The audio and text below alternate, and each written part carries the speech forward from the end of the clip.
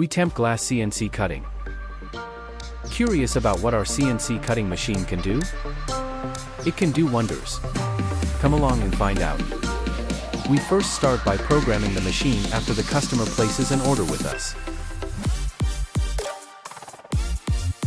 This time, it is for 3,000 hexagonal mirrors.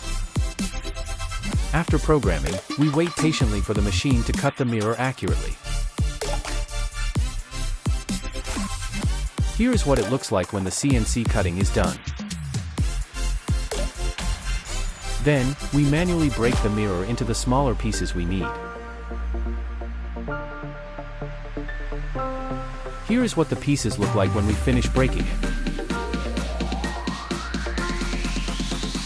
Next, we need to do minimum edge sand on all 6 sides to ensure it is not sharp and can be safely handled by hand.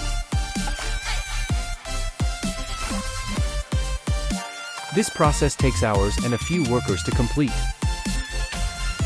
This is what the finished product looks like. Wonderful, right? Feel free to contact us for more details about our glass manufacturing company.